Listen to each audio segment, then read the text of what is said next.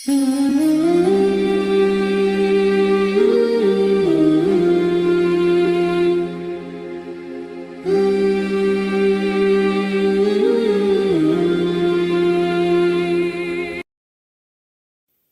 muslimin yang dimuliakan Allah Subhanahu wa taala.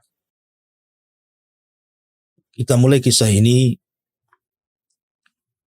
dari kisah dua putra Adam alaihi salatu wassalam, Qabil dan juga Habil. Allah Subhanahu wa taala berfirman dalam Al-Qur'anul Karim, "Watlu 'alaihim naba abnai Adam bil haqq. Idh qarraba qurbanan fatuqabbila min ahadihima wa lam yutaqabbal minal akhar." Bacakan ya Muhammad kepada mereka tentang dua kisah dua anak Adam alaihi salatu wassalam, isyarat kepada Qabil dan Habil. Ketika keduanya melakukan kurban, melakukan pendekatan diri kepada Allah Subhanahu wa ta'ala, maka Allah Subhanahu wa ta'ala menerima salah satunya dan menolak yang lainnya. Maka yang ditolak kurbannya mengatakan, qala la aqtulannak, saya akan bunuh kamu. Maka orang yang diterima kurbannya mengatakan, innama yataqabbalullahu minal muttaqin, sungguhnya Allah Subhanahu wa ta'ala hanya menerima kurbannya dari hamba-hamba Allah yang bertakwa. La in basatta yadaka litaktulani ma ana bibasiti yadiya ilaika liaktulak. Inni akhafullah. Jika engkau ingin membunuhku silahkan. Tapi saya tidak mungkin membunuhmu karena saya takut kepada Allah Subhanahu wa taala. Saya hanya hendak menggabungkan dosaku kepada dosamu biar engkau menjadi penghuni neraka jahim. Ma'asyiral muslimin yang dimuliakan Allah Subhanahu wa taala. Ketika Adam alaihi salatu wassalam disyariatkan Allah Subhanahu wa ta'ala untuk memperbanyak keturunannya dengan cara menikahkan masing-masing pasangan dengan kembarannya. Karena ketika itu Adam alaihi salatu wassalam dikaruniakan oleh Allah Subhanahu wa ta'ala 40 anak-anak laki-laki dan perempuan, di mana setiap Hawa lahir maka selalu kembar, laki-laki dan perempuan. Ada yang mengatakan bahwa anak pertama Qabil, ada yang juga mengatakan Habil. Lah ketika Adam alaihi salatu wassalam baru memiliki dua keturunan, Habil dan Qabil, dan keduanya kemudian diperintahkan oleh Adam atas perintah Allah untuk menikah silang. Maka akhirnya kemudian Qabil pun membantah dan menolak, alasannya karena kembarannya jauh lebih cantik dibandingkan kembaran Habil. Tapi itulah perintah Allah Subhanahu wa ta'ala. Harusnya setiap perintah, walaupun isinya ada sesuatu yang kita tidak suka, maka kita wajib untuk mengamalkannya. Karena bagaimanapun Allah berfirman, wa asa an takrahu syai'an wa huwa khairul lakum. Terkadang apa yang Anda anggap buruk rupanya sebuah kebaikan di hadapan Allah Azza wa Jalla. Tapi tentu berbeda dengan Qabil. Ketika itu syaitan yang memang sejak dulu ingin menyesatkan anak Adam karena dendam kesumatnya iblis terhadap Adam alaihi salatu wassalam, dengan sebab itu dia dilaknat dan diusir dari sorga. Kemudian bersumpah untuk menyesatkan anak Adam. Dia ada peluang. Ketika mereka tidak sanggup kemudian mencelakakan Adam alaihi salatu wassalam di bumi, karena Adam alaihi salatu wassalam sudah menyesali dosanya akibat perbuatannya di sorga, maka iblis pun kemudian putus asa untuk menggoda Adam dan Hawa. Akhirnya diliriknya putra-putra Adam alaihi salatu wassalam. Dilihatnya ada kesempatan kepada Qabil, maka syaitan pun berikan waswas kepada Qabil untuk jangan menerima syariat itu dengan alasannya kau akan mendapatkan yang buruk rupa dan meninggalkan yang cantik rupa. Dari situ akhirnya Qabil pun menolak. Lah kemudian Adam alaihi salatu wassalam memberikan syarat untuk keduanya berkurban. Siapa yang diterima kurbannya, maka dia berhak mengambil pasangannya. Maka berkurbanlah keduanya, yang satu dengan seekor kambing yang sangat sehat, besar, indah, yang satu dengan buah-buahan. Tapi Allah subhanahu wa ta'ala menerima yang kurbannya dari binatang ternak, kurbannya Habil, karena keikhlasan dan ketakwaan kepada Allah subhanahu wa ta'ala, dan Allah tolak kurbannya Qabil karena kurban didasari karena hasad. Akhirnya setelah kemudian Allah subhanahu wa ta'ala menerima korbannya Habil, harusnya Habil berhak untuk mendapatkan kembaran Qabil. Tapi karena Qabil sudah hasad, kemudian juga datang iblis berikan was-was yang berakhir dengan pembunuhan Qabil terhadap Habil, dan inilah pembunuhan pertama sepanjang umat manusia. Qabil membunuh Habil. Akhirnya kemudian setelah itu Qabil pun mengambil kembarannya, kemudian berpisah dari kelompok Adam alaihi salatu wassalam yang berada di pegunungan. Dia memilih untuk tinggal di lembah. Lah setelah kemudian waktu pun berjalan, kemudian Qabil dan pasangannya pun memiliki keturunan, maka Adam alaihi salatu wassalam sangat menyesal, sangat bersedih hati dengan kematian putranya Habil yang ketika itu memang mewarisi akhlak dan juga agama Nabi Adam alaihi salatu wassalam. Maka dia berdoa kepada Allah subhanahu wa ta'ala. Dari sinilah kemudian Allah subhanahu wa ta'ala anugerahkan kepada Adam alaihi salatu wassalam seorang nabi yang kita kenal dengan Nabiullah Syith alaihi salatu wassalam. Dalam bahasa Ibraniyah, Syith itu artinya hibatullah. Hibatullah, pemberian Allah subhanahu wa ta'ala sebagai ganti kematian Habil. Ada yang mengatakan bahwa Syith anak ketiga Adam alaihi salatu wassalam dan juga kembarannya. Ma'asyiral muslimin yang dimuliakan Allah subhanahu wa ta'ala. Lah Nabiullah Syith alaihi salatu wassalam dididik oleh Adam alaihi salatu wassalam betul-betul dengan didikan agama. Diarahkan dengan arahan-arahan baik. Diajarkan akhlak-akhlak mulia. Karena Adam alaihi salatu wassalam sudah melihat bagaimana salah satu putranya Qabil yang membelot dari ajarannya.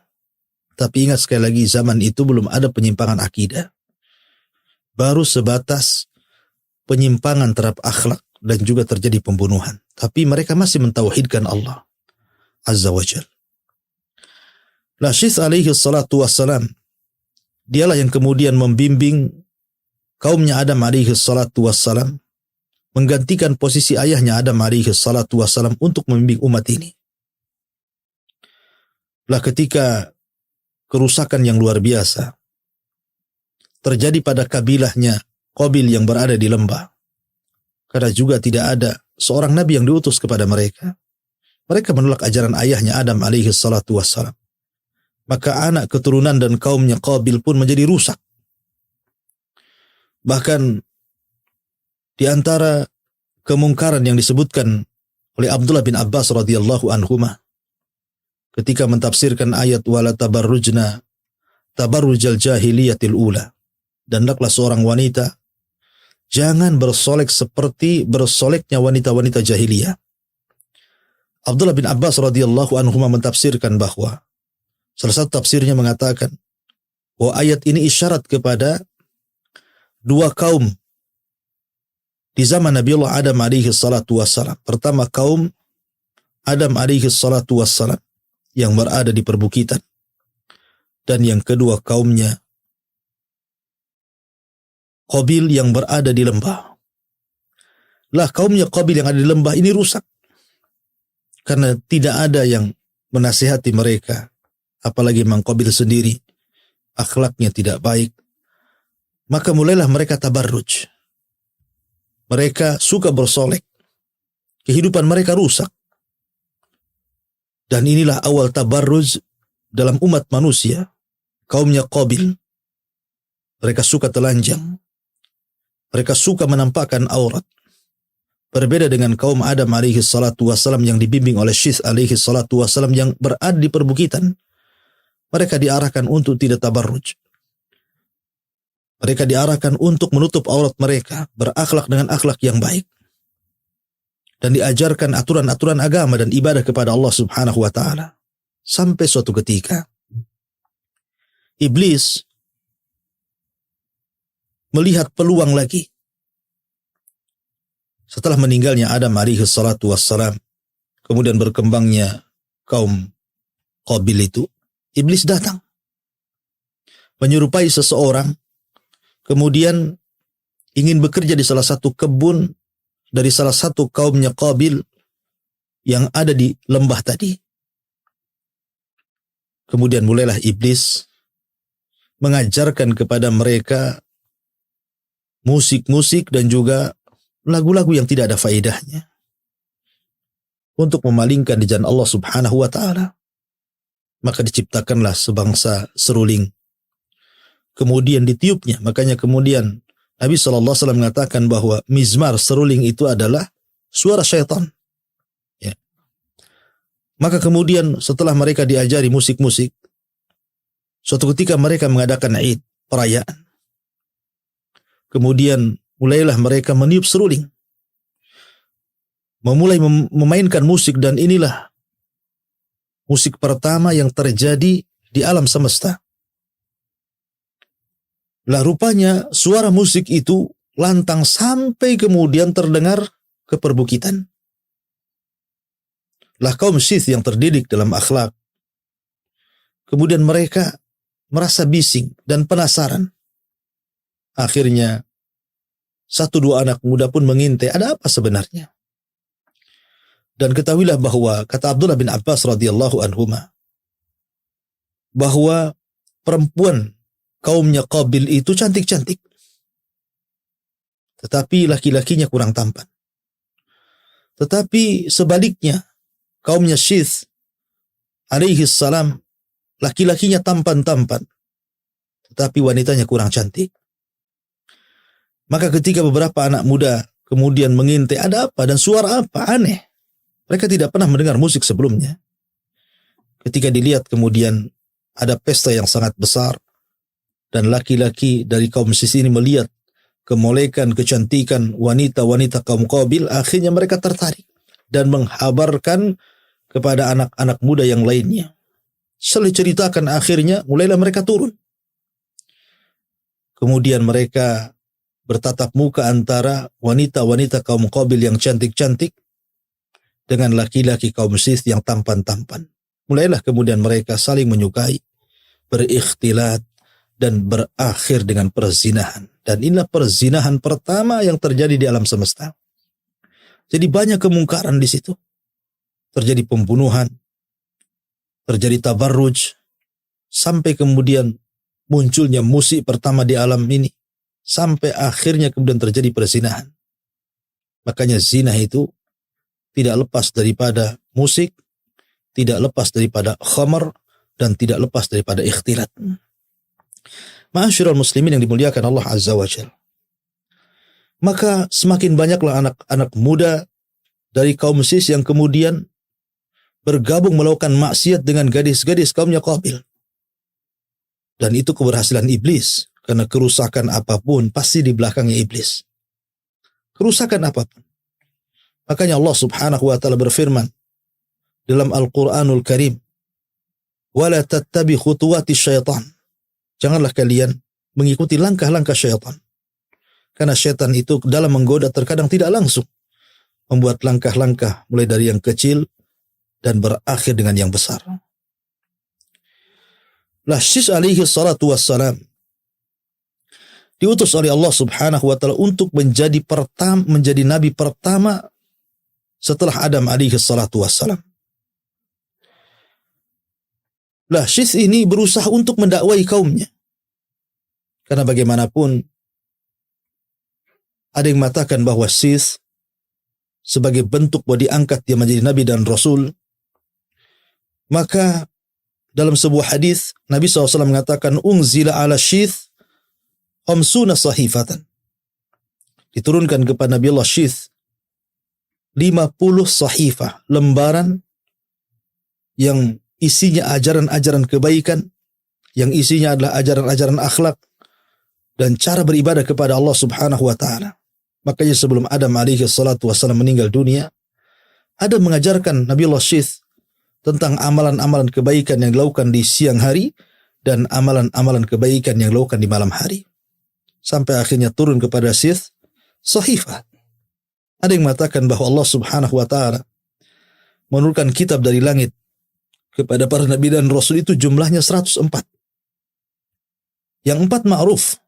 Ada Taurat, ada Zabur, ada Injil, ada Al-Quran.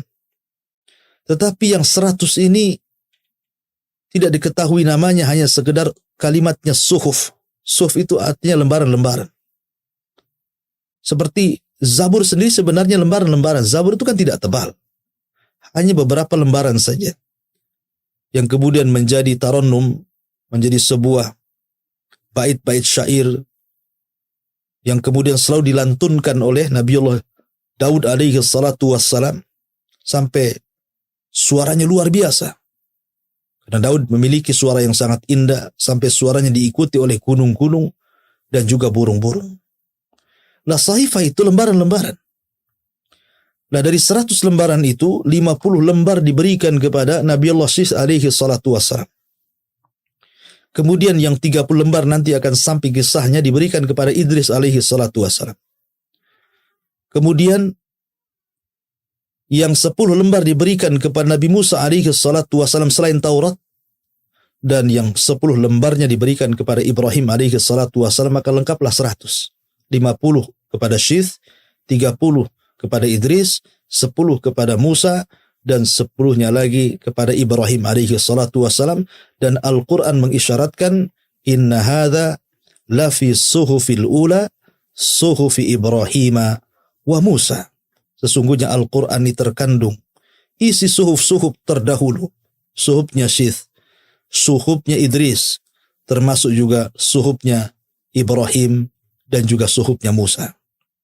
Nah, Syith ini diberikan suhuf, 50 lembar suhuf untuk menjadi pedoman dan undang-undang kaumnya untuk mengikuti ajaran Nabi Allah Adam alaihi salatu wassalam, ajaran tauhid, hanya menyembah Allah Subhanahu wa taala, mengajarkan akhlak, mengajarkan akidah, mengajarkan muamalah dan begitu seterusnya. Lah, ketika banyak anak-anak muda kaumnya kemudian turun dan bergabung dengan kerusakan yang ada di kaumnya Qabil, maka Syith berusaha untuk mendakwai mereka untuk kembali ke jalan Allah Subhanahu wa taala. Tidak henti-hentinya Syith alaihi salatu wassalam berusaha untuk mengembalikan kaumnya dan mengharamkan untuk ikhtilat dengan kaumnya Qabil. Dan itu dilakukan sampai kepada Syith alaihi salatu wassalam meninggal dunia. Sehingga Al-Imam Ibnu Katsir dalam kitabnya Al-Bidayah wa Nihayah, beliau mengatakan, lamma mata Adam, ketika Nabi Allah Adam alaihi salatu wassalam meninggal dunia, maka Adam alaihi salatu wassalam kemudian memerintahkan keturunannya Syith alaihi salatu wassalam untuk menggantikan beliau menjadi nabi.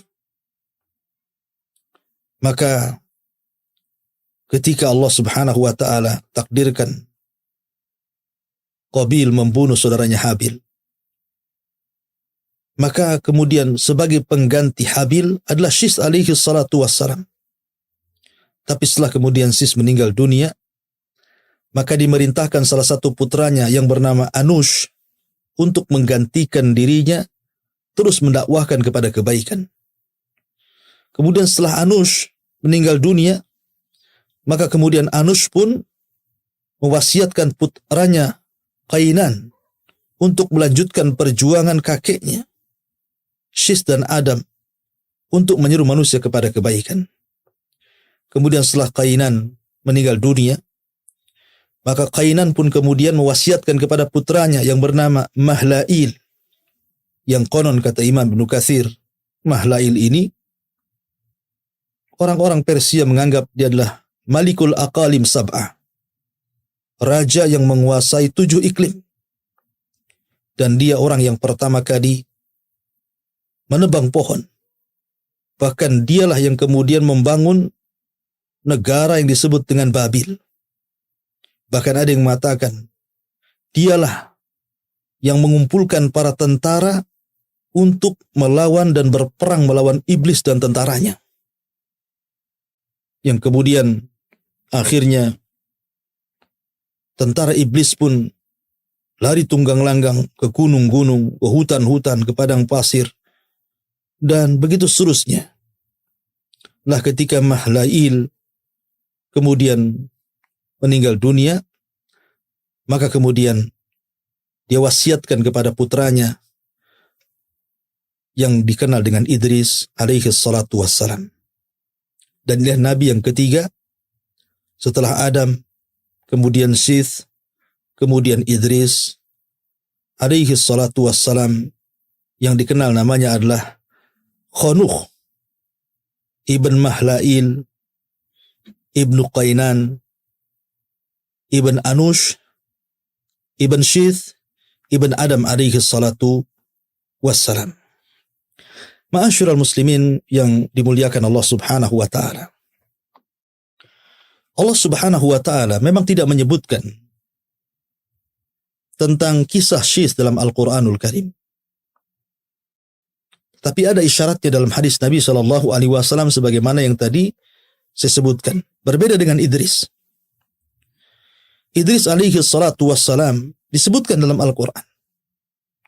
Allah subhanahu wa ta'ala berfirman dalam surah Maryam, Wadkur fil kitabi Idrisa innahu kana siddiqan nabiyya. Ceritakan wahai Muhammad, fil kitabi Idris, di dalam Alkitab Al-Quran ini tentang kisah Idris alaihi salatu wassalam.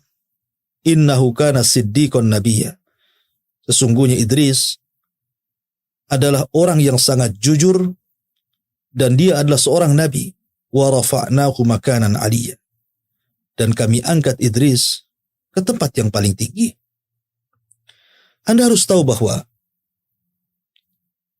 Allah subhanahu wa ta'ala ketika mengutus para nabi dan rasul itu cukup banyak berdasarkan hadis Abi Dzar yang bertanya kepada Nabi SAW tentang jumlah para nabi dan juga jumlah para rasul. Sehingga Nabi SAW menjelaskan bahwa Adadul Anbiya, jumlah para nabi itu 120.000 dan jumlah rasul itu 315. Tetapi Al-Quranul Karim tidak menyebutkan semuanya. Walaupun demikian kita harus beriman kepada para nabi yang disebutkan dalam Al-Quran yang jumlahnya 25 nabi dan rasul, ataupun yang tidak disebutkan dalam Al-Quran yang jumlahnya 120.000 nabi dan 315 rasul. Dan itu akidah ahli sunnah. Walaupun yang kita kenal, yang kita harus imani adalah 25 nabi dan rasul karena namanya dicantumkan dalam Al-Quran. Di mana 15 secara nama tercantum dalam surah Al-An'am dan sisanya sampai 25 nabi dan rasul tercantum dalam beberapa surat di dalam Al-Quranul Karim. Lah para nabi ini ada yang dikisahkan secara utuh, detail, lengkap. Seperti kisahnya Nabi Musa alaihi salatu wassalam, dan itu kisah terbanyak sampai Allah sebutkan 133 lebih tentang kisah Nabi Musa dalam Al-Quran. Dan itu kisah paling detail dalam Al-Quran, kisah Nabi Allah Musa alaihi salatu wassalam. Kemudian juga kisah Ibrahim alaihi salatu wassalam, cukup detail. Disebutkan masa remajanya sampai kepada masa tuanya. Tapi ada juga Nabi itu tidak disebutkan secara rinci, hanya disebutkan kisah globalnya. Seperti kisah Nabi Saleh, Nabi Syuaib, dan nabi-nabi yang lainnya. Tapi ada nabi juga sama sekali kisahnya hanya cuplikan saja. Seperti kisah Idris tidak disebutkan bagaimana masa kecilnya, masa remajanya, sampai tuanya. Hanya Allah mengatakan, Wadhkur fil kitabi Idris, innahu kana siddiqan nabiyya wa rafa'nahu makanan 'aliyya. Hanya isyarat saja. Sebutkan ya Muhammad di dalam Al-Quran tentang kisah Idris. Sungguhnya dia seorang yang jujur dan seorang nabi dan kami angkat di tempat yang paling tinggi. Tapi ada juga yang disebutkan namanya tapi tidak ada kisahnya. Seperti Zulkifli, Al-Yasa, dan beberapa para nabi.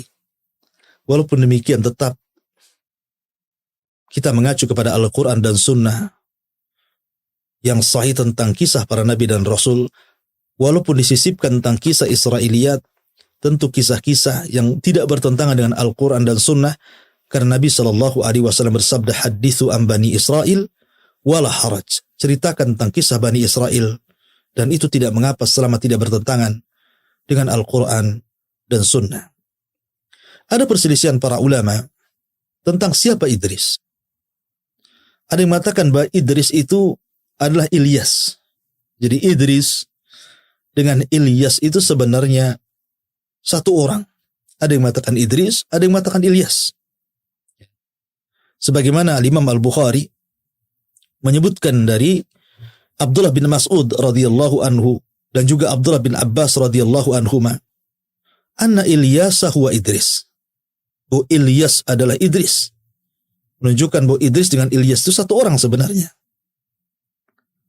Dan dari Anas bin Malik radhiyallahu an dalam peristiwa Isra dan juga Mi'raj ketika Nabi SAW kan berjumpa dengan Idris, maka Idris mengatakan kepada Nabi SAW, marhaban bi akhin salih wan nabiyyin salih. Selamat datang wahai saudaraku yang saleh dan nabiku yang saleh. Dan dia tidak mengatakan seperti yang dikatakan Adam dan Ibrahim, mengatakan marhaban bin nabiyyin salih wal ibni salih.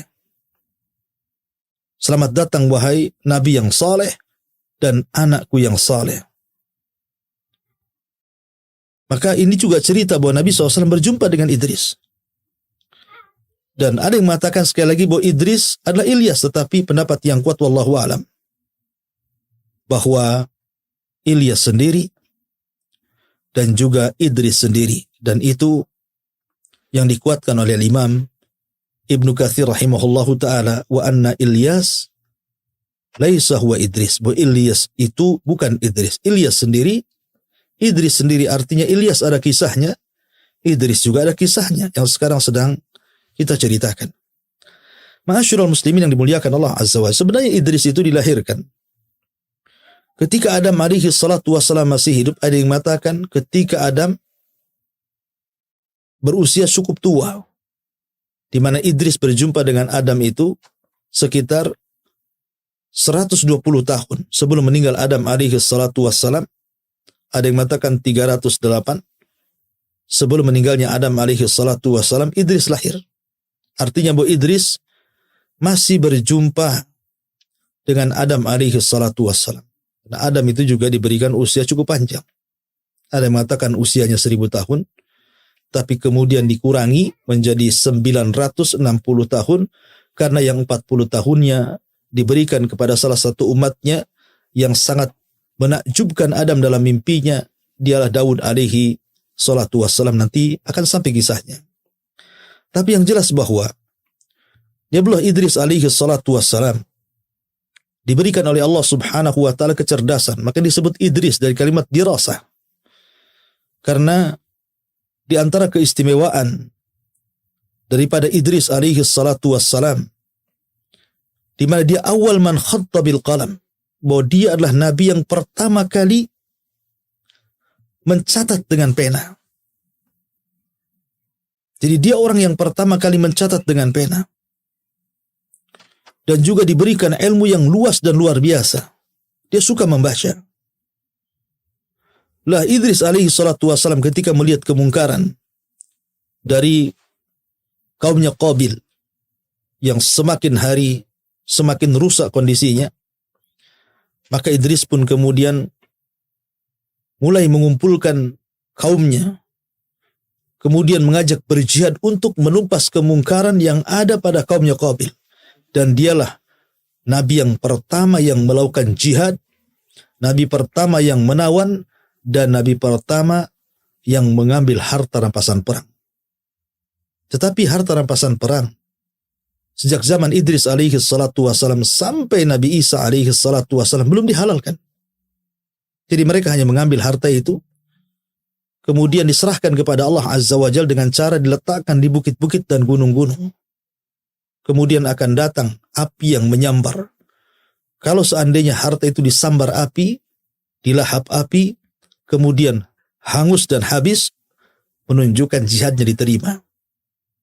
Artinya jihadnya karena Allah Subhanahu wa ta'ala. Tapi kalau sebaliknya, maka jihadnya masih dipertanyakan keikhlasannya. Tapi di zaman Nabi SAW, harta rampasan perang itu dihalalkan untuk dimanfaatkan. Makanya Nabi SAW mengatakan, wa uhillat liyal ghanaim, dihalalkan kepadaku untuk memanfaatkan harta rampasan perang. Maka Nabi SAW berhak mendapatkan 1/5 dari harta rampasan perang, khumus. Ma'asyiral muslimin, para pemirsa Kiswah TV yang dimuliakan Allah Subhanahu wa ta'ala. Maka Idris alaihi salatu wassalam berusaha untuk memperbaiki kondisi, berjihad melawan kemungkaran, dan siapa yang tidak ikut ajarannya ditangkap dan jadi tawanan, dan hartanya dirampas. Akhirnya setiap hari banyak orang yang sadar kembali ke jalan yang benar. Dari situlah maka Allah Subhanahu wa ta'ala menghadiahi Idris bahwa dia setiap hari amalannya akan diangkat sebanyak umat yang didakwahinya. Maka Idris alaihi salatu wassalam pun kemudian meminta kepada Allah Subhanahu wa ta'ala untuk ditangguhkan usianya.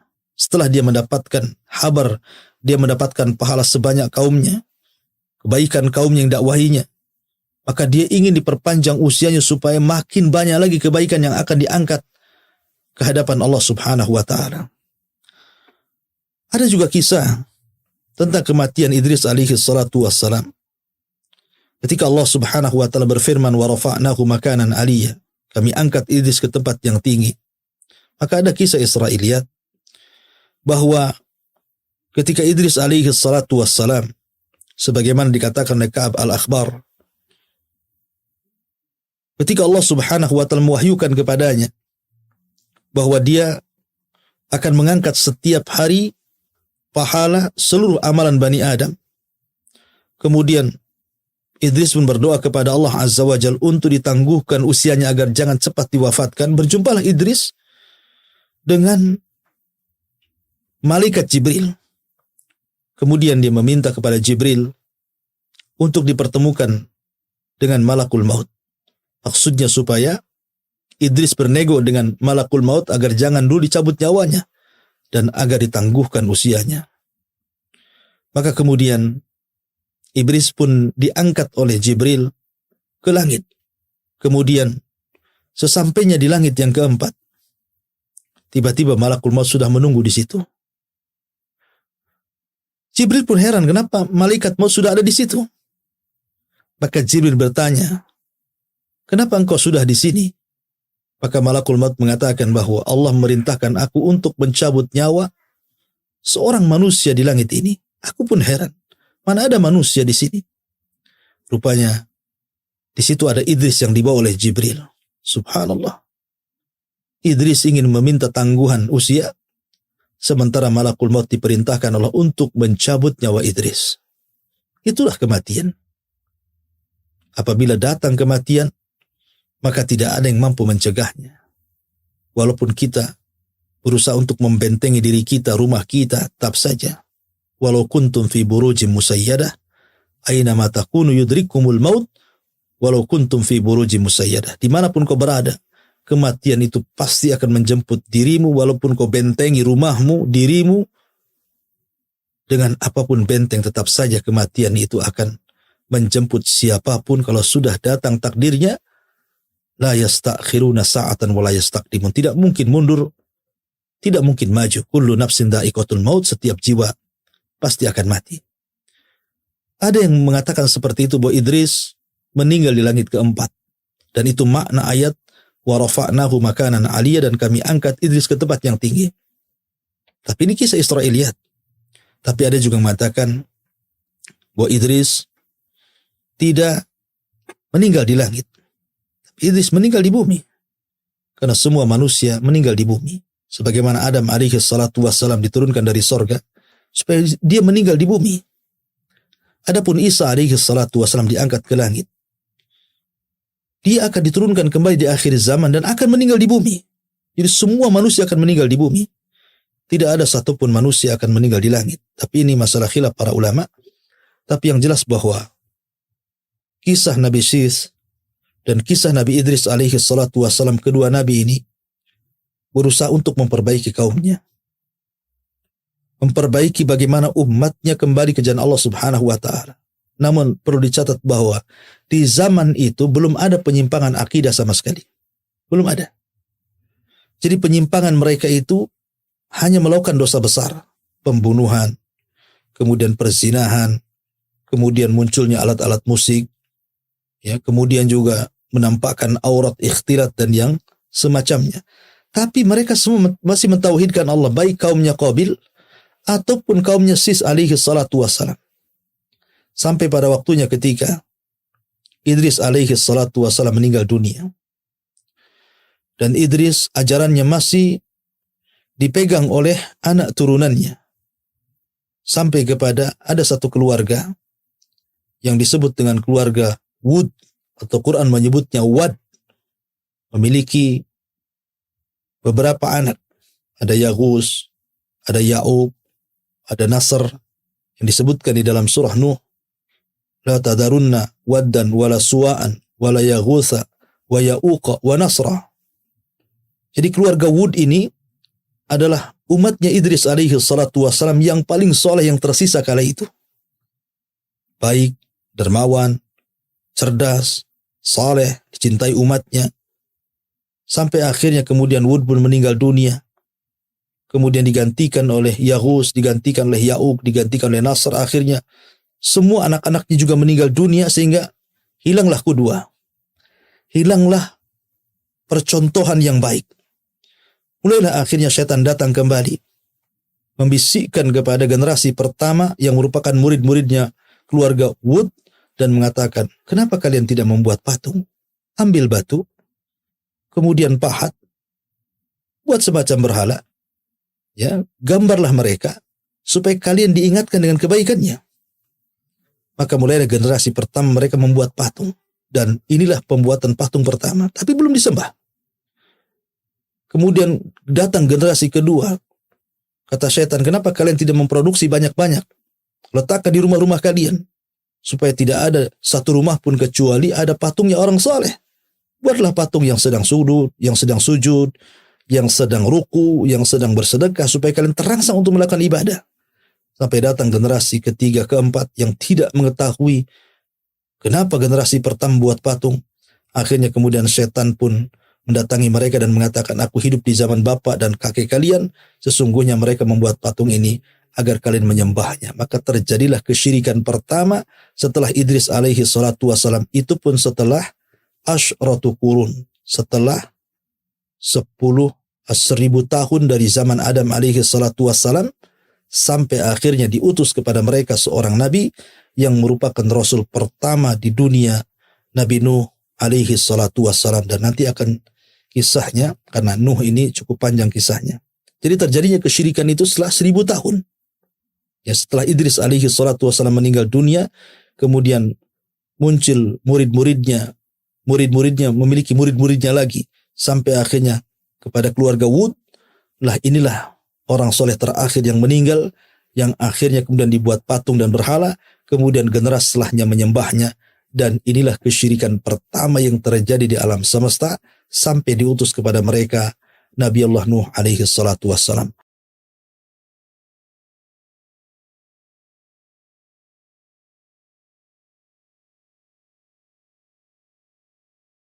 Subhanallah walhamdulillah wala ilaha illallah wallahu akbar. Subhanallah